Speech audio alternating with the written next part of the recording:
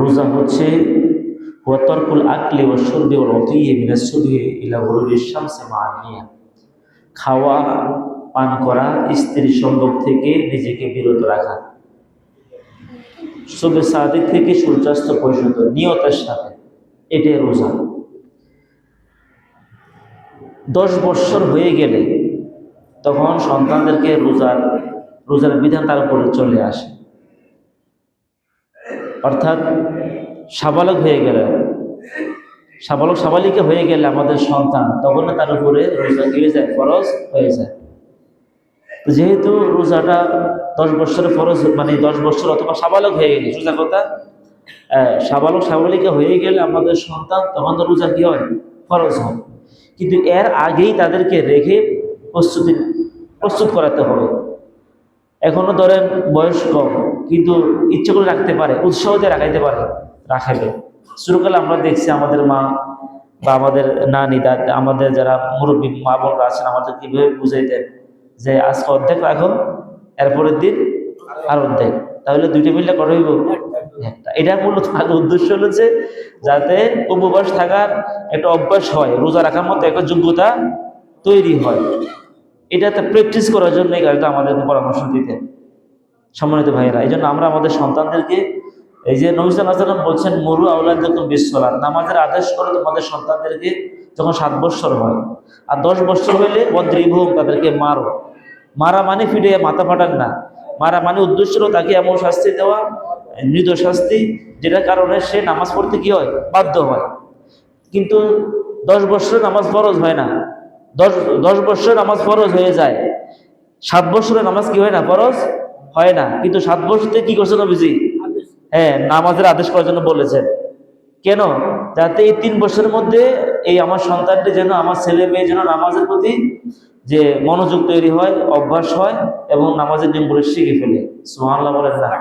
ঠিক তদ্রূপ সন্তানদেরকে রোজা রাখার প্রতি এখন থেকে ছোট থাকলেও যদি রাখতে পারে তাকে রাখাবেন, আর না রাখতে পারলে অন্তত অর্ধেক দিন রেখে তাকে অভ্যাস করার, এভাবে তাকে বুঝার কৌশলে তাকে রোজা রাখার প্রতি উদ্বুদ্ধ করতে হবে। অনেকে আছে আবার সন্তান রোজা রাখায় না, কেন জানেন?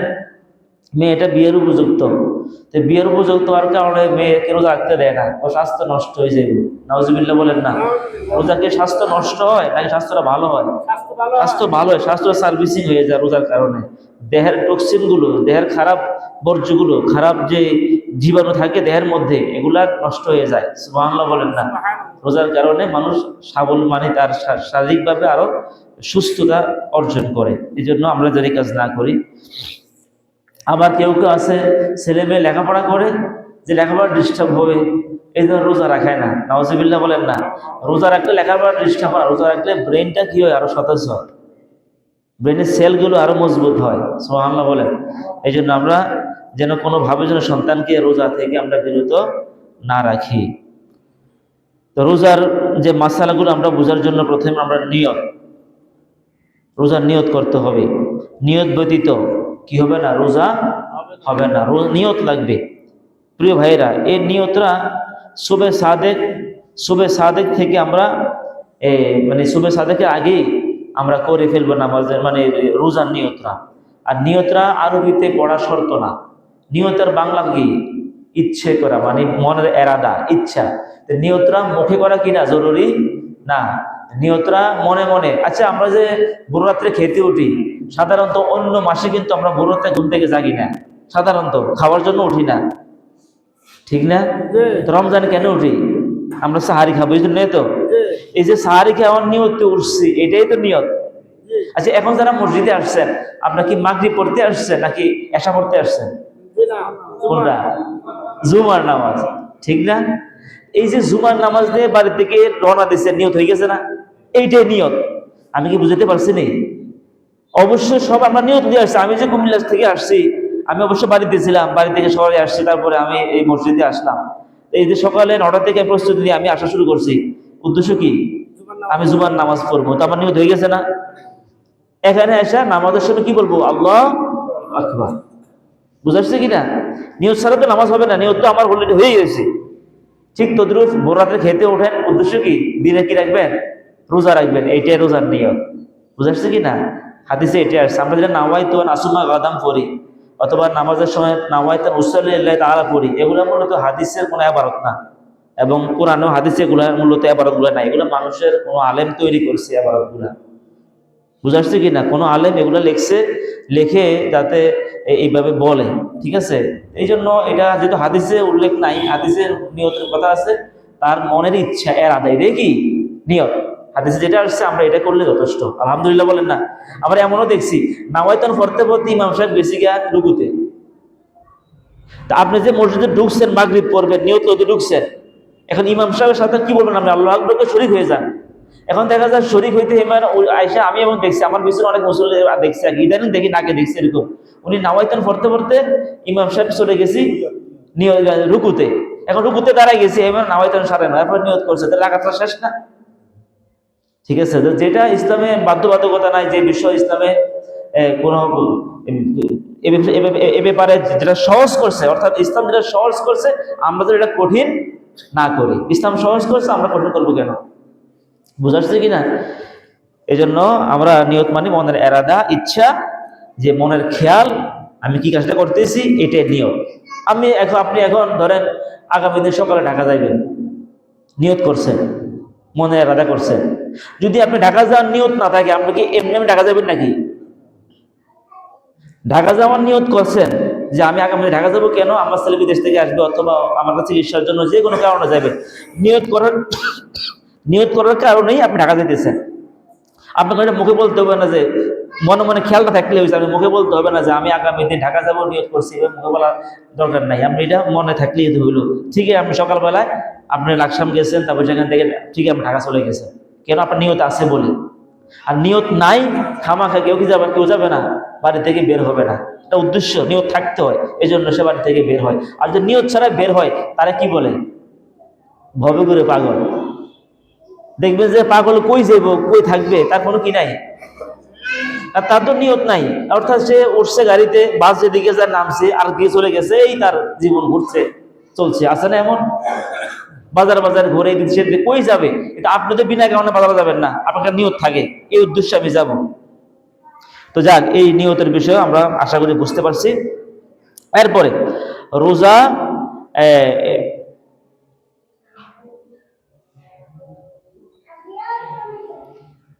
এই নিয়তের বিষয়ে আরো আলোচনার ওদিকে আমি যাচ্ছি না, সঙ্গে পড়ে ফেলছি।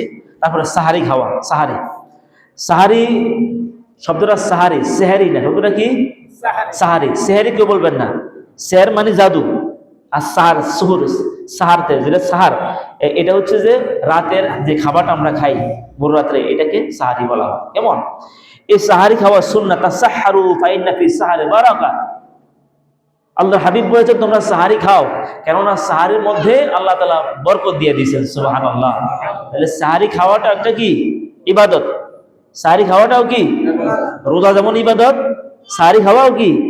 ইবাদত। এই জন্য বিনা কারণে সাহারি না খাওয়া গুনাহ। আপনি হয়তো ঘুমিয়ে রয়েছেন, সাহারি খাইতে পারেন নাই, তখন আপনি ঘুম থেকে উঠে দেখেন শুভ সাহারি হয়ে গেছে, ফজর সময় হয়ে গেছে, তখন আপনাকে না খেয়ে রোজাটা রাখতে হবে। বুঝাইছে কিনা?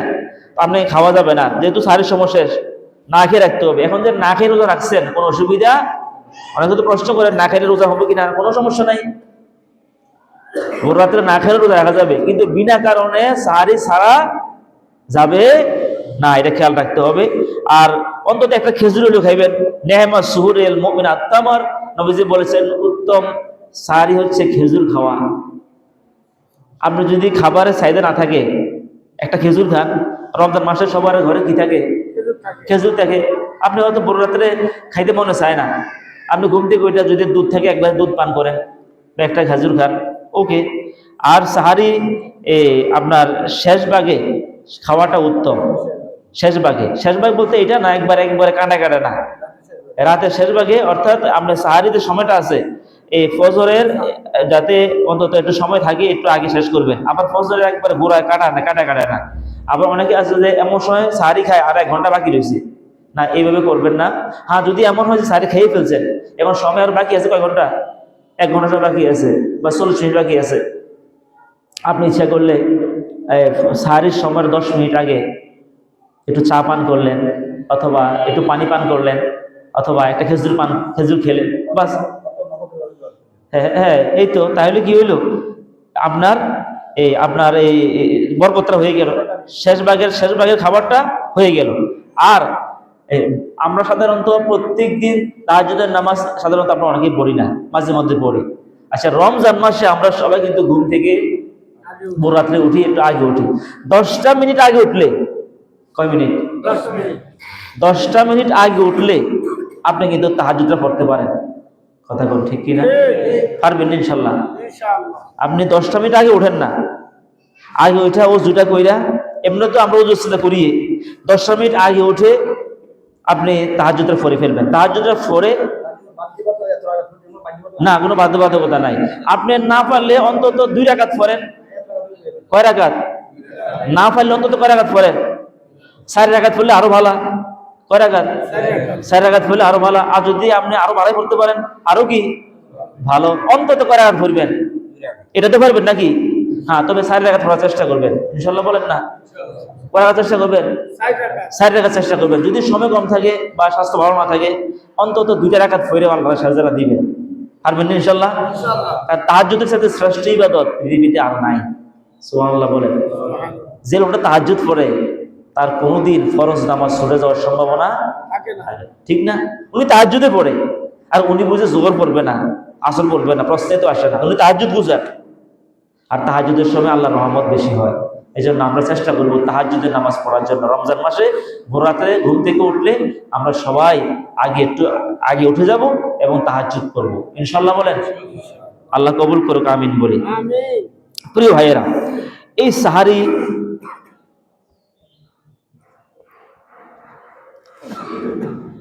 এবার আসেন আমরা সাহারির বিষয় আর ওদিকে গেলাম না। এবার আসেন আমরা আলোচনা করব ইফতার। কি ইফতার? ইফতারি লা ইয়াজালু নাসু বিখাইরিন মা'আল ফিতর। নবী সাল্লাল্লাহু আলাইহি ওয়াসাল্লাম বলেছেন যে আমার উম্মত বরকত শূন্য হবে না যতক্ষণ না ইফতার তাড়াতাড়ি করে। ইফতার তাড়াতাড়ি করাটা বরকত। সুবহানাল্লাহ বলি। সময় হইছে, এখন তো সময় অ্যালার্ম বাজে, বিভিন্ন মিডিয়াতে বলে দেয়, প্রচার বার্তায় বলে দেয়, মাইকে বলে দেয়, ঘড়ি আছে, ঠিক আছে, আবার সবার সামনে ক্যালেন্ডার থাকে।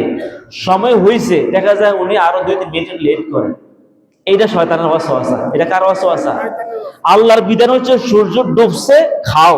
এটা কার আদেশ? আল্লাহর। তা আমরা যে আরো 5 মিনিট পরে খান, ও সারা তো উপবাস হয়েছে, অসুবিধা কি? 2 মিনিট পরে খাবো, ইচ্ছা কি এটা করা যাবে না। আর যদি আপনি খাদিমদার হন, কাউকে খাওয়াইতেছেন, আগে প্রয়োজনে আপনি একটা খেজুর মুখে দিয়ে দেন বা একটু পানি মুখে দিয়ে দেন, দিয়ে এবার সবাইকে খাওয়ান, পরে আপনি পেট ভরে খাইয়েন। অসুবিধা আছে নাকি? বুঝাচ্ছে কিনা? এই জন্য বিনা কারণে ইফতার দেরি করলে সওয়াব না গুনাহ? গুনাহ। আর তাড়াতাড়ি ইফতার করলে এর মধ্যে বরকত, নবীজি বলেছেন। সুবহানাল্লাহ বলেন। এই জন্য ইফতার কত সময় করবেন। আর ইফতার হচ্ছে খেজুর দিয়ে, খেজুর বা খুরমা জাতীয় খেজুর দিয়ে ইফতার করাটা সুন্নাহ। যারা পারবো আমরা খেজুর দিয়ে ইফতার করবো ইনশাল্লাহ। বলেন। আর না হলে কোনো মিষ্টান্ন খাবার, আর তা না থাকলে পানি দিয়ে ইফতার করলাম, বাজার ভাগ্যে যা আছে আমরা ইফতার করলাম। প্রিয় ভাইয়েরা, আর এই রমজান মাসে আমরা অনেকে ভালো করার চেষ্টা করি, কিন্তু লক্ষ্য রাখতে হবে আপনার পাড়া প্রতিবেশী, আত্মীয় স্বজন, তারা ব্যবস্থা আছে কিনা একটু খোঁজখবর নিয়েন। আপনার বোন আছে, ভাই আছে, খোঁজখবর নিয়েন ইনশাল্লাহ। বলেন না? নিবেন তো আল্লাহ আমরা বরকত দিবে, রিজিকে বরকত দিবে। অনেকে আছে আমরা নিজেরা বরাতে ভালো ভালো খাই, তারপর সন্ধ্যা রাত্রেও ইফতারের সময় অনেক মজা করে খাই, আল্লাহ আমরা তৌফিক দিছে, কিন্তু ফাঁসের ঘরে খালি মুড়ি দিয়ে ইফতার করে, একটু বুট বাজি করবে এই ব্যবস্থাও নাই। আপনার কর্তব্য আছে না খোঁজখবর নেওয়া, আছে কিনা? বলেন না? নবীজির হাদিসটা শুনেন, লাইসাল মুমিনুনা আল্লাযী ইয়াশবাউ ওয়া জারুহু জাইউন ইলা যামবিহি। এরা মুমিন নয়, তারা মুমিন নয় যারা নিজেরা পেট ভরে খায়, আশেপাশের মানুষ না খেয়ে কষ্ট দিনাতিপাত করে, ঠিকমতো খাবার পায় না, একটু খোঁজ খবরও নেয় না, একটু খাবার তাদেরকে দেয় না। নবীজি বলছেন তারা কি না? মুমিন না। আল্লাহু আকবার বলেন, তারা মুমিন না। তাহলে নিজে পেট ভরে খেলে হবে না, আমার ভাই খেলো কিনা, আমার বোনে খেলো কিনা, পাড়া প্রতিবেশী খাইতে পারলো কিনা খোঁজ খবর নেন। আপনার তবে কোনো একটা হেল্প করেন, খুশি হবেন কে? আল্লাহ। এছাড়া পাড়া প্রতিবেশীকে হাদিয়া দিলে, হাদিয়া দেওয়া সুন্নত, নেওয়াও কি সুন্নত। এই জন্য আমি নেওয়া চিন্তা করবো না, আমি দেওয়া চিন্তা করবো। আজকে একটু আপনি পেঁয়াজু বেশি ভাজি করছেন, ইচ্ছাকৃত ভাবে একটু বেশি ভাজি কইরা আপনার পাশে চাচার ঘর, জ্যাঠার ঘর, সেখানে 5টা পেঁয়াজু দিয়ে আসেন, কি অসুবিধা আছে? নাকি এর মাধ্যমে ভালোবাসা মহব্বত বাড়বে? বাড়বে না? বাড়বে না? আমরা কয়জনে করি? চেষ্টা করবেন যে আমি আমার বাড়ির সকলকে মাঝে মধ্যে কিছু ইফতারি আমি নিজেও খাবো, তাদেরকেও দেবো, তাদের তৌফিক আছে দিয়ে, আল্লাহ খুশি হবে ইনশাল্লাহ। বলেন, ইসলামের সবচেয়ে ভালো কাজ মানুষের খাওয়ানো, এর চাইতে শ্রেষ্ঠ কাজ, 2টা শ্রেষ্ঠ কাজ। বলেন, ইসলামের শ্রেষ্ঠ কাজ কয়টা? একটা কি মানুষকে খাওয়ানো, আরেকটা কি সালাম দেওয়া, আরেকটা কি সালাম। আমরা পেতে চাই, দিতে চাই না, দেওয়া বলছে না, সালাম খাওয়া কয় নাই, কি কইছে? সালাম দেওয়া। দেওয়া, নবীজি সালাম দিতেন, সাহাবীরা সালাম দেওয়ার প্রস্তুত থাকতেন, নবীজি এর আগে দিয়ে দিতেন। সুবহানাল্লাহ বলেন না? সুবহানাল্লাহ। এই জন্য আমরা যেন সালাম দিলে অহংকার থাকে না। প্রিয় বন্ধুগণ, তারপর আমরা ইফতারের সময় একটা দোয়া করব, ইফতার আগে দিয়ে। দেখা যায় ইফতার করে বিসমিল্লাহটা কয় না। বলেন, কি বলবেন? বিসমিল্লাহ বলবেন তো? এরপরে ইফতারে আলাদা দোয়া আছে, আল্লাহুম্মা লাকা সুমতু ওয়া আলা রিজকিকা আফতারতু। আল্লাহ, আপনার জন্য রোজা রেখেছি আর আপনার জন্য আমরা এখন ইফতার, আপনার রিজিক থেকে ইফতার করতেছি, আল্লাহ খুশি হয়ে যাবে। ঠিক আছে? না পারলে কি বলবেন? বিসমিল্লাহ বলেন না, কি বলবেন? আর দোয়াটা পড়লে আগে বিসমিল্লাহ বলবেন। এরপরে ইফতারের ফাঁকি দিয়া খাচ্ছেন তো, সারাক্ষণ তো মুখে খাবার থাকে না, একটু গ্যাপ হয় না, একটু পানি পান করলেন, পরে একটু দোয়া পড়ে ফেলবেন, দাহাবাত যামা ওয়া তাল্লাতিল উরফ ওয়া তাবাতাল আজর ইনশাআল্লাহ। এই দোয়াটা শিখে নেবেন, যারা পারেন পড়েন, যে সাবাতাল যামা মানে আমার তৃষ্ণা দূর হয়েছে, তারপর অত্তাল্লাতের অরুকু আমাদের খাবারের চাহিদা পূর্ণ হয়েছে, তৃষ্ণা দূর হয়েছে, শিরা উপশিরা একটু সিক্ত হয়েছে, তারপরে ওয়াতাবাতাল আজরু ইনশাআল্লাহ, আল্লাহর চাইতো আমার জন্য আল্লাহ সওয়াব বরাদ্দ করেছেন। সুবহানাল্লাহ। এই জন্য আমরা এই দোয়াটা করব ইফতারের ফাঁকে অথবা পরে। ইফতারের পরেও পড়া যাবে, অথবা ইফতারের পর এক পর্যায়ে একটু পানি পান করছেন, এখন তো মই কি নাই, খাবার নাই, তখন একটু পড়ে ফেলবেন, একটু খেয়াল করে পড়লে হবে। অনেক মর্যাদা দোয়াগুলো, আল্লাহ কবুল করুক, আমিন বলে, আমিন বলে।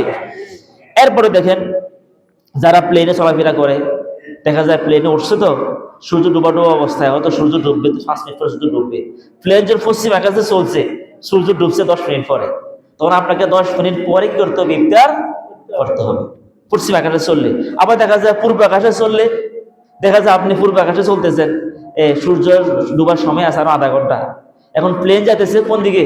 পূর্ব আকাশে, তখন দেখবে যে আধা ঘন্টা সূর্য ডুবার সময় আছে, তখন দেখা যায় 10 মিনিট পর সূর্য ডুবে গেছে, বা 5 মিনিট পর সূর্য ডুবে গেছে। ওই যে আপনি যাচ্ছেন কোন দিকে? পূর্ব আকাশে, সূর্য তো পশ্চিম দিকে যাচ্ছে, তখন দ্রুত সূর্য ডুবে যাচ্ছে আপনার কাছে, তখন আপনি সূর্য ডুবে গেল, যদিও সময় ছিল প্লেনে ওঠার সময় আধা ঘন্টা, কিন্তু 5 মিনিট পরে বা 10 মিনিট সূর্য ডুবে গেছে পূর্ব দিকে যাওয়ার কারণে, তখন আপনি ইফতার করে ফেলবেন। সুবহানাল্লাহ। আল্লাহু আকবার। প্রিয় ভাইয়েরা, ইফতার আর এরপর আমরা যে কথাগুলো বলবো, যে সমস্ত কারণে রোজা ভাঙবে না, মাকরুহ হবে না, এই কাজগুলা অনেকে দেখা যায় এগুলো নিয়ে টেনশনে থাকে। মেসওয়াক করবেন, কি করবেন? মেসওয়াক ছিলেন তো কাঠে, আমি পকেটে মেসওয়াক রেখে দিই, সবসময় মেসওয়াক পকেটে রাখি দিবেন, এই যে মেসওয়াক আছে, এটা অজুর সময় মেসওয়াক করবেন। নামাজের গুণ, তাফদুলুস সালাতুল্লাতি ইস্তাকুলাহা আলা সালাতিল্লাতি লা ইস্তাকুলাহা 70 দিআফা, নামাজের সওয়াব 70 গুণ বেড়ে যাবে। সুবহানাল্লাহ, সুবহানাল্লাহ। এই আমলটা যারা করবে রোজা অবস্থায় করা যাবে, তবে রোজা অবস্থায় এই যে মাজন, টুথপেস্ট, এগুলা ব্যবহার না করাটা ভালো। বুঝাচ্ছি কিনা? মাকরুহ হওয়ার সম্ভাবনা থাকে, এবং মেডিসিনে একটা কি থাকে, ঝাঁঝালু থাকে, অনেক সময় হঠাৎ বমিও আসতে পারে, অথবা যে কোনো সমস্যা হতে পারে। অর্থাৎ আপনি ভোর রাত্রে সাহারি খেতে উঠলে ব্রাশ করে ফেললেন, অথবা রাত্রে করেন, আর দিনের বেলা কি করবেন? পারবেন না ইনশাল্লাহ? এটা টাকা লাগে, আমি এটা এই মেসলটা বানাইছি আপনাদের এখানে, রাস্তার পাশে গাছ আছে, সিরকুটি গাছ থেকে, এগুলা কি চিকন চিকন, এইটা দিয়ে বানাইছি, পকেটে রেখে দিয়েছি, বাস মেসঅপ করা যায়। গাছ হইলে ইশারে, নিম গাছ হলে তো ভালো, অথবা যে কোনো গাছ দিয়ে, গাছের ডাল দিয়ে মেসক বানানো যায়। নামাজের সব 70 গুণ, চোখে জুতি বাড়বে, ব্রেন ভালো থাকবে, ব্রেন স্ট্রোক থেকে আল্লাহ হেফাজত করবে, পেটের রোগ, আতের রোগ হবে না, দাঁতের মাড়ি শক্ত হবে। আমার ভাইরা অনেক উপকার মেসক করলে, ইমানের সাথে মৃত্যু নসিব হবে। সুবহানাল্লাহ বলেন না? এই আমলগুলা করবেন। কিন্তু ভাইরা, আমল করতে হবে আমাদেরকে, তাহলে আমরা সওয়াবও পাইলাম, সুস্থ থাকবো। তারপরে কি বলে রোজা অবস্থায় এরকম লোশন দেওয়া, ক্রিম দেওয়া, তেল দেওয়া কোনো অসুবিধা নাই। অনেকে চিন্তা রাখে আরে আমি তো লোশন দিলাম বা ঠোঁটে যা আমি মেরিল দিলাম বা কিছু লাগাইলাম, অসুবিধা নাই, পেটে না কেটে সারে। এরপর সুরমা দেওয়া যাবে, চোখে দেওয়া যাবে, সুরমা দেওয়া যাবে, চোখে ড্রপ দেওয়া যাবে। তবে যাদের ভিতরে যাওয়ার সম্ভাবনা আছে তারা দিয়েন না, সবার কিন্তু যায় না। চোখে যখন ওষুধ দেয় সবার কিন্তু ভিতরে যায় না, অথবা এক ফোঁটা দিচ্ছে ভিতরে যাবে না, অসুবিধা নাই, ঠিক আছে। আবার কানে যদি আপনি ভিতরে যায় তাহলে দেওয়া যাবে না, মানে কানে ছিদ্র থাকে ভিতরে চলে যায় তাহলে দেওয়া যাবে না। আর যদি কানের কোনো পর্দা ফাড়া না থাকে ভিতরে না যায় তাহলে দেওয়া যাবে, সমস্যা নেই। এটা প্রত্যেকের অবস্থার উপর আপনারা বুঝেন। অথবা এক ফোঁটা দিলে কিচ্ছু হয় না আমার, তাহলে অসুবিধা নাই, দেওয়া যাবে। এরপরে এই রোজা অবস্থায় কোনো কারণে চলতেছেন, ধুলিবালি চলে গেল, সমস্যা নাই। তবে আগরবাতি, হঠাৎ আগরবাতির ধোঁয়া নাকে চলে আসছে, অসুবিধা নাই। কিন্তু ইচ্ছাকৃত আগরবাতির ধোঁয়া নেওয়া যাবে না, বুঝাইছেন ভাই? আগরবাতির ধোঁয়াটা কি ধোঁয়া না, এটা এটা নেওয়া যাবে না রোজা অবস্থা। আবার ধূমপান করে রোজা কিন্তু ভেঙে যাবে। ধূমপান হারাম, এটা বিষ পান। ধূমপান কি সকলে কোন ধূমপান বিষ পান? কার কথা এটা? মেডিকেল সায়েন্স বলেছে, এটা গবেষণা প্রমাণিত সত্য। ধূমপান কি পান বলেন? বিষ পান। বিষ খাওয়া হালাল না হারাম আপনারা বলেন? বিষ খাওয়া হালাল না হারাম? এই ধূমপানে হার্ট অ্যাটাক হয়, ক্যান্সার হয়, কিডনি সমস্যা হয়, ব্রেন স্ট্রোক ঘটে, অনেক সমস্যা। এবং এটা লাংসের অনেক ক্ষতি হয়, ফুসফুস সমস্যা, কলিজের মানে অনেক সমস্যা, বিভিন্ন সমস্যা হয় ধূমপান। এবং ধূমপান করে মসজিদে আসলে রহমতের ফেরেশতা আসবে না, নাউজুবিল্লাহ বলেন না। অনেক আছে বিড়িটা টান দিয়ে এসে ওজুটা করে মসজিদে ঢুকে, তার সাথে যে দাঁড়ায় ওসমানি, তার মুখের দুর্গন্ধে অসহ্য হয়ে যায়। কথা ঠিক কিনা? ঠিক কিনা? না, এটা করবেন না। এই জন্য ধূমপান যদি কারো অভ্যাস থাকে আজকে থেকে ওয়াদা করেন ধূমপান এটা ছেড়ে দিতে হবে। এটা হারাম। ধূমপান কি বিষ খাওয়া, জেনে বুঝে বিষ খাওয়া কি হারাম। এই জন্য ধূমপান হারাম, ধূমপান ক্ষতিকর, এটা বিষ পান। এই জন্য ধূমপান ছেড়ে দিবেন। কেউ যদি ধূমপান করে রোজা অবস্থা করে ফেললো, তার রোজা ভেঙে যাবে, এই রোজাটা কাজা করতে হবে। আবার কি করতে হবে? কাজা করতে হবে। যাক, এরপরে অনিচ্ছাকৃত বমি হইলে, রোজা অবস্থা অনিচ্ছাকৃত কি হয়েছে? বমি হয়েছে, এতে কোনো সমস্যা নাই। কিন্তু ইচ্ছাকৃত বমি করলে, মানে ভোর রাতে এমন খানা খাইছে, নবীজি বলছে খাইবা পেটটারে কটা ভাগ করো? সকলে করো কয় ভাগ? আমরা কয়জনে মানি? হুজুরও তো মানি না, আর আমরা মানবেন? হুজুর ওয়াজ করতেছে, মানতে কষ্ট হয়। আল্লাহ তাআলা মানার তৌফিক দান আমিন করেন। মানবে কি করে? খাইতে বসছে, আপনারা তো ভালো করে দিয়ে দেন, হুজুর আটটুলন, এবার খাইতে খাইতে গলা পর্যন্ত। এটা কি নবীর সুন্নাহ বলেন? এই জন্য আমাকেও মানতে হবে, আপনাদেরকেও মানতে হবে, ইনশাল্লাহ বলেন না? ওয়াজ আমি আমারও করতেছি, খালি আপনাদের বলি না। ডায়াবেটিস কি এমনি হয়েছে? এখানার থেকে হয়েছে বেশিরভাগ। তারপর ভাই ঘরে হুজুর আটটুলন, ছোট মাছটা লন, তো খাবাই দিয়া ডায়াবেটিস হইতো না গা? কিসের কারণে বলেন? ওই যে বেশি খাই। কি খাই? বেশি খাই। পেটটা কটা ভাগ করবেন? 3 ভাগ। 1 ভাগ খাবার, আরেক ভাগ পানি, আরেক ভাগ খালি থাকবে, কোনোদিন অসুস্থ হবেন না। সুবহানাল্লাহ। আর আমাদের অবস্থা হলো খালি রাখলে এটা খুসখুসায় জন, আরো খাইতে হইব, এটা ভর্তি করতে হইব। এটা মুমিনের খাবার না। এটা কার খাবার না? মুমিনের খাবার হচ্ছে কিছু হলো কি রাখবে? খালি রাখবে। হ্যাঁ, যারা কঠোর পরিশ্রম করে তারা কম খালি রাখবে, তারা একটু ভালো করে খাবে। যারা মাটির কাজ করে, ইটের কাজ করে, তারা পরিশ্রম বেশি না, এটা হচ্ছে তাদের জন্য রুখসত। কিন্তু আমাদের জন্য আজিমত, যারা আমরা কায়িক বেশি দেই না, আমরা অবশ্যই খালি রেখে খাবো, ইনশাল্লাহ বলেন? তাহলে অসুস্থ হবেন না, অসুস্থ হবেন না। মিশর থেকে মেডিকেল টিম এসে চিকিৎসার জন্য আসছে, রুগী পায় না, জিজ্ঞেস করে রুগী নাই কেন? নবীজি তখন জানিয়ে দিয়েছে আমার দেশবাসী আমার সুন্নাহ মোতাবেক খাবার দাবার গ্রহণ করে, 1 ভাগ খায়, আরেক ভাগ পানি, আরেক ভাগ খালি থাকে। খাবার 1 ভাগ, পানি 1 ভাগ, খালি 1 ভাগ থাকে। এই জন্য আমার সাহাবীরা অসুস্থ হয় না। যেরকম সুবহানাল্লাহ। তাহলে বোঝা গেল নবীর সুন্নাহ মানলে দেহটা স্বাস্থ্য কি থাকবে? আপনার হার্ট অ্যাটাক হবে না, ব্রেন স্ট্রোক হবে না। এই যে খাবার থেকে তো ব্রেনের সমস্যাগুলো হয় বেশি, অনেক সময় খাবার থেকে হার্টের সমস্যা হয়, খাবার থেকে কিডনি সমস্যা হয়। আল্লাহ আমাদেরকে খাবারের প্রতি যেন যত্নবান হয়ে আমরা যেন নবীর সুন্নাহ মোতাবেক খাবার দাবার গ্রহণ করি, আল্লাহ কবুল করুক, আমিন বলি। আচ্ছা, তাহলে এরপরে দেখেন, কারো যদি মানে রোজা অবস্থা যদি নাইট প্রেশার হয়ে যায়, স্বপ্নদোষ হয়, এই জন্য রোজা কোনো সমস্যা হবে না। আর কেউ যদি রোজাতে বলে খেয়ে ফেলে, কোনো সমস্যা। ধরেন আপনি রোজা আছেন, মনে নাই ওদের সময় পানি খেয়ে ফেলছেন, অথবা কোনো খাবার খেয়ে ফেলছেন। নবী সাল্লাল্লাহু আলাইহি ওয়াসাল্লাম বলেছেন ইজা নাসিয়া ফা আকালা ওয়া শারিবা ফালিউতিম্মা সাওমাহু ফাইন্নামা আত'আমাহুল্লাহু ওয়া শারাবাহু। যে রোজা অবস্থায় বলে নাসিয়া মানে বলে কিছু খেয়ে ফেললো, পান করে ফেললো, সে যদি পেট ভরেও খায়, সে তারে আল্লাহ খাওয়াইছে, আল্লাহ পান করাইছে, তার রোজা কিচ্ছু হবে না। সুবহানাল্লাহ বলতেন না? কথা বুঝাচ্ছি কিনা? কেউ যদি খায় বলে পেট ভরিও খায়, সমস্যা হবে না। আবার মন যদি খাবার অবস্থায় মনে হয় তাহলে কুলি করে ফেলে দিবে, পরিষ্কার মুখটা পরিষ্কার করে যায়, পেটে চলে গেছে গেছি গা, যতটুকু বের করে বের করে ফেলবে মুখ থেকে, বাস আর খাবে না। যদি পেট ভরিও খায়, এক প্লেট ভাতও খেয়ে ফেলে, রোজা কোনো সমস্যা হবে না। আল্লাহু আকবার বলবেন না? আবার কথা আছে যে ভুলে যখন খাবার শুরুই করছি, আচ্ছা খাইয়ে ফেলি, এটা করা আপনি রোজা অবস্থায় বলে খাওয়া শুরু করছেন, আচ্ছা খাই শুরু করছে, রোজা ভাঙিয়ে গেছে, খাই ফেলি, না না, রোজা ভাঙে নাই, আপনার মন হয়েছে রোজা ঠিক আছে, খাওয়া বন্ধ করে দেন। আবার খাওয়া শুরু করছে আর খাই ফেলি, রোজা ভেঙে গেছে, না এটা করবেন না। এটা করলে আবার রোজা কি করতে হবে? কাজা করতে হবে। এটা করা যাবে না, এটা করা যাবে না।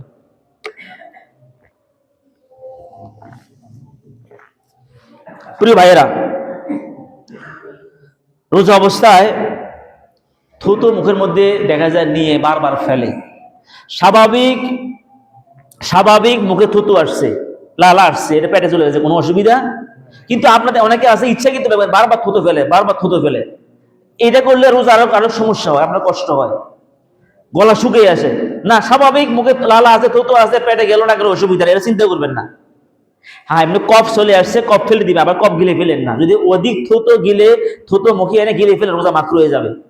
আর অধিক হইলে রোজাটা রাখতে হবে। আবার আপনার ধরেন অনিচ্ছাকৃত বমি চলে আসছে, বমি ফেলে দিলেন, কিন্তু বমিটা গিলে ফেললেন, তাহলে কি করতে হবে? রোজা কাজা করতে হবে। আর ইচ্ছাকৃত আপনি যদি পেটে হাত দিয়া বা মুখে হাত দিয়া বমি করেন ইচ্ছাকৃত ভাবে, রাতে বেশি খাইছেন, এবার সহ্য হচ্ছে না, ইচ্ছাকৃত বমি করতেছেন, তাহলে কিন্তু রোজা রাখবেন ঠিক, এই রোজাটা কি করতে হবে? কাজা করতে হবে। আর যদি অনিচ্ছাকৃত বমি হয় তাহলে অসুবিধা, অনিচ্ছাকৃত অধিক বমি করলেও সমস্যা নাই, ইচ্ছাকৃত ভাবে বমি করা যাবে না। আর তারপরে দেখে রোজা অবস্থায় ইনসুলিন নেওয়া যাবে কিনা। এটা আমরা মেডিকেল সায়েন্সের গবেষণায় দেখেছি, ইনসুলিন যেটা, এটা আমাদের শক্তিবর্ধক না। মা বোনরা টিকা দেওয়া লাগে বিভিন্ন সময়, এই টিকা কিন্তু শক্তিবর্ধক না। যে ইনজেকশন, যে টিকা শক্তিবর্ধক না, এটা দেওয়া যাবে। আর যেটা শক্তিবর্ধক, শক্তি যোগায়, যে ইনজেকশন, ওটা দেওয়া, এটা ডাক্তারকে বলতে হবে, এটা কি আমার খাবারের চাহিদা মিটাবে, শক্তি যোগাবে, তাহলে দেওয়া যাবে না। আর যদি না খাবারের চাহিদা মিটাবে না, শক্তি, তোমার টিকা, মা বোনদের টিকা, এগুলো শক্তি যোগায় না। ইনসুলিন শক্তি যোগায়, এটা আপনার সুগারকে নিয়ন্ত্রণ রাখে, এটা শক্তি যোগায় না। এটা যেগুলা, অর্থাৎ যেগুলো শক্তি যোগায় না এগুলা দেওয়া যাবে, আর যেগুলো শক্তি যোগায় ওইটা দেওয়া যাবে না। ইনহেলারের ক্ষেত্রেও, যেটা ক্যাপসুল ইনহেলার যদি হয় তাহলে দেওয়া যাবে না। অনেক সময় শ্বাসকষ্ট দেওয়া লাগে, যে ইনহেলারটা ক্যাপসুল শূন্যটা কোনো কিছু ভিতরে আছে, এটা গ্যাস, এটা শক্তি যোগায় না। প্রয়োজনে যারা মেডিকেল সায়েন্সে কাজ করে জেনে নেবেন, ওইটা রোজার সমস্যা হবে না। আর যেটা শক্তিবর্ধক হবে বা ক্যাপসুল শূন্য, ওইটা দেওয়া যাবে না। এইভাবে রোজা অবস্থায় ধরেন রক্ত বের হয়ে গেছে, সাপে কাটছে, অথবা কোনো কিছু আঘাত লেগে রক্ত বের হয়েছে, এই রক্ত বের হয়ে গেলে কোনো কি নাই, সমস্যা নাই। এমনকি রোজা অবস্থায় রক্ত দেওয়া যাবে, আলহামদুলিল্লাহ কন্যা। যদি আপনি এক ব্যাগ রক্ত দেওয়া লাগে কোনো রোগীকে রোজা অবস্থায়, কি হতে পারে না, হঠাৎ গাড়ি অ্যাক্সিডেন্ট করছে, রক্ত প্রয়োজন, আপনি রোজা আছেন, রোজা অবস্থায় দেওয়া যাবে, কোনো অসুবিধা নাই। সুবহানাল্লাহ বলেন না? তবে রক্ত গ্রহণ করা যাবে না। বুঝাইছে কিনা? রক্ত দেওয়া সওয়াবের কাজ, রক্ত দেওয়া অনেক সওয়াবের কাজ। আমি আলহামদুলিল্লাহ আমার জীবনে অনেকবার রক্ত দিয়েছি। এই জন্য যুবক বন্ধুরা, রক্ত দান করবা। প্রতি 3 মাস অন্তর অন্তর রক্ত দান করা যায়। রক্ত বেচা যায় না। কি করা যায় না? যারা বেচা কিনা করে, আমি খোঁজ নিয়ে রেখেছি, বেশিরভাগ ফুটতে নেশা করে, এরা রক্ত বেচা কিনা করে, অবৈধ নেশা করে, এই যে রক্ত বেশি, এগুলো তারা টাকা পয়সা, এই জন্য অনেকে, অথবা অনেকে মানে জুয়াইতে লিপ্ত, তো রক্ত বিক্রি করে। নাউজুবিল্লাহ বলেন না? মানুষের কোন অঙ্গ প্রত্যঙ্গে বেচা কিনাই, অনেক মা বোন আছে গ্রামে চুল বিক্রি করে, আমরা দেখছি নি, কেউ চুলগুলা রেখে দেয় না, না চুলগুলা দাফন করে ফেলবেন। বেচা অর্থাৎ মানুষের কোন অঙ্গ প্রত্যঙ্গে বেচা কিনাই জায়েজ নাই, দান করা জায়েজ আছে। আপনার 2টা কিডনি আছে, আমাদের একটা এক্সপায়ার, আপনি ইচ্ছা করলে, আপনার একটা ভাই মারা যাচ্ছে, কিডনি তার প্রয়োজন, আপনার গ্রুপে মিল আছে, কিডনি দান করা যাবে, কিন্তু বেচা, রক্ত দান করা যাবে, বেচা যাবে না, প্রিয় ভাইয়েরা। তারপরে দেখেন যে কাজগুলা করলে রোজার মাকরু হয়ে যায়, রোজা অবস্থায়, আচ্ছা রোজা অবস্থায় খাবার হারাম হয়ে যায় না? হালাল খাবারটা কি হয়ে যায়? সকলে বলেন, ভাত খাওয়া হালাল না হারাম? হালাল।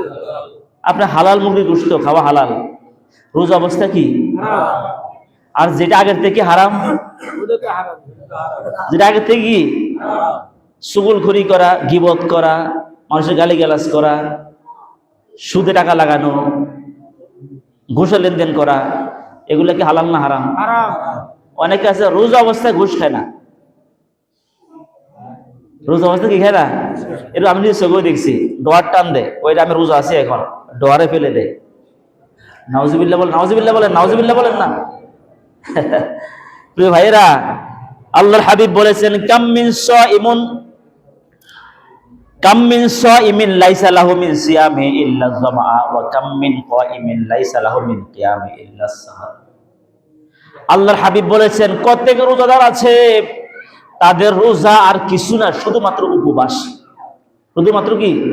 এদের রোজা হয় না। যে রোজা অবস্থায় শুধু টাকা লাগায়, গুজি টাকা লাগায়, গালিগালাজ করে, গীবত শিকায়ত করে, মন্দ কথা বলে, অথবা শরীয়ত বিরোধী কোনো কাজ করে, তাহলে তার রোজাটা রোজা না, বরং শুধু কি? উপবাস মাত্র। তার রোজা কবুল হবে না। এই জন্য হারাম খেয়ে রোজা রাখলে রোজা কি হবে না? কবুল হবে না। হালাল খাইতে হবে। আল্লাহ তাআলা কবুল করুক, আমিন বলি, আমিন বলি। এরপরে দেখেন, রোজার সময় শেষ হয়ে গেছে। আচ্ছা, যাক, অনেক মাসালা আছে রোজা অবস্থায়, আর কিছু বলা যায় কিনা, আর অনেক মাসালা আছে, সব তো বলা যাবে না। আচ্ছা, কেউ যদি ধরেন সুবে সাদেক আছে মনে করে খাইছে, পরে দেখে কি নাই, মানে ফজরের সময় হয়ে গেছে, রোজার সাহারির সময় শেষ, যদি এমন কেউ খেয়ে ফেলেন, তাহলে আপনাকে আর একটা রোজা রাখতে হবে। বুঝা আসছে কিনা? এরকম হয় না আমাদের? হতে পারে। আবার ইফতারের সময় হয়ে গেছে মনে কইরা ইফতারের মুখে দিয়ে ফেলছেন, যে কোনো কারণে ভুল হয়ে হোক, তখন আপনাকে এই রোজাটা রাখছেন তো, আর একটা রোজা কি করতে হবে? কাজা করতে হবে। প্রিয় ভাইয়েরা, কেউ যদি ইচ্ছাকৃত রোজা ভেঙে ফেলেন, ইচ্ছাকৃত রোজা, তাহলে একটা রোজার জন্য 60টা কাফারা লাগবে। কয়টা? তবে আল্লাহ এখানে সহজ করছেন, যদি কোন রমজানে সে রোজা ভাঙছে 10টা ইচ্ছাকৃত, কয়টা? তাহলে তো একটা 60টা হইলে 10টা কটা হলো কাজ ছিল, তাইলে 600 কটা কাজ ছিল নাকি? তো আল্লাহ এটা করেন না, এটা সহজ করছেন। তুই আল্লাহ বান্দারা বুঝাইতেছে, তুই রোজা 60টা রাখ, আর বাকি যে 10টা ভাঙছে না, 10টার জন্য 10টা কাজা, আর কাফারা কয়টা? একটা। 60টা রোজা ভাঙছে কয়টা? 10টা। তাহলে বান্দার উপরে আল্লাহ রোজা কাফারা দিছে কয়টা? একটা। 60টা কাফারা, একটা ভাঙলো 60টা কাফারা, 10টা ভাঙলো 60টা কি কাফারা, আর প্রতি রোজার জন্য একটা একটা কাজা। রোজা ভাঙছে ধরুন 10টা ইচ্ছাকৃত ভাবে, তাহলে 10টা কাজা, 60টা কাফারা কত হয়েছে? এবার এই 70 রোজা রাখতে হবে। তা আবার একটা রাখতে হবে, মধ্যবর্তী ভাঙলে আবার শুরুতে শুরু করতে হবে। এত সহজ রোজা ভাঙা, এত সহজ না। আর মা বোনদের ক্ষেত্রে বিশেষ সময় রোজা তারা রোজা ভাঙতে পারবে, যে মেন্সের সময় অথবা সন্তান প্রসবের পরে যে নেফাসের সময় রোজাগুলা ভাঙে, মা বোনরা এই রোজাগুলো পরের বছর রোজা আসার আগেই আদায় করতে হবে। মা বোনদের ওই সময় নামাজ মাফ, কিন্তু রোজা কি হয় না? রোজা মাফ হয় না, রোজা মাফ হয় না। প্রিয় ভাইয়েরা, এদিকে আমাদের খেয়াল রাখতে হবে। আর ফেদিয়া, ফেদিয়া হচ্ছে যে অনেকে আছে যে মানে মুরব্বী মা বোন আছে, অনেকে মুরব্বী, অনেকে আমাদের বাবা দাদা আছে মুরব্বী, অসহায় বা অসুস্থ, রোজা রাখতে পারে না। যদি সুস্থ হওয়ার সম্ভাবনা থাকে, আবার মনোযোগ, যদি ওই রোগীটা সুস্থ হওয়ার সম্ভাবনা থাকে, উনি কিন্তু ফেদিয়া দিলে কাজ হবে না। ফেদিয়া মানে রোজা না রাখতে পারলে প্রত্যেক রোজার জন্য 2 বেলা খাবার, 1 বেলা ইফতারি। 2 বেলা খাবার, 1 বেলা কি ইফতারের মূল্য দেওয়া লাগবে। এবার কি পরিমাণ মূল্য হতে পারে? আপনি ফ্যামিলিতে যে খাবারটা খান রমজান মাসে, ওটার মূল্য কত হতে পারে বাজারে, এটা অনুযায়ী আপনি আইডিয়া করবেন। হোটেলে খালি কত টাকা খরচ হইত, ওই আইডিয়া করে এটার উপরে কত টাকা খরচ হতে পারে, 200 হোক, 250 হোক, 150 হোক, আপনার ফ্যামিলি অনুযায়ী আপনি ধরবেন। ধরে প্রত্যেক রোজার জন্য যদি 200 হয়, তাহলে 6000 টাকা দেওয়া লাগবে 1 মাসের জন্য। আর যদি 31 রোজা 29টা হয়, তাহলে তো একদিনে কম হবে, 30টা হলে তো এইভাবে আপনি হিসাব করে ফেদিয়া দেওয়া লাগবে। ফেদিয়া কারা দিবে? যারা সুস্থ হওয়ার সম্ভাবনা নাই। যে সুস্থ হওয়ার সম্ভাবনা আছে উনি ফেদিয়া দিবে না, উনি অসুস্থ অথবা মা বোন তার শারীরিক সমস্যার কারণে রোজা রাখতেছে না, উনি রোজাটা পরে রাখবে। ঠিক কোন পুরুষ সে অসুস্থ, এই মুহূর্তে হাসপাতালে আছে বা শারীরিক অসুস্থ, এখন সে রোজা রাখবে না। রোজা সুস্থ হওয়ার পরে রোজাগুলো আদায় করতে হবে। ফিদিয়া দিবে কারা? যারা সুস্থ হওয়ার সম্ভাবনা নাই তাদেরকে।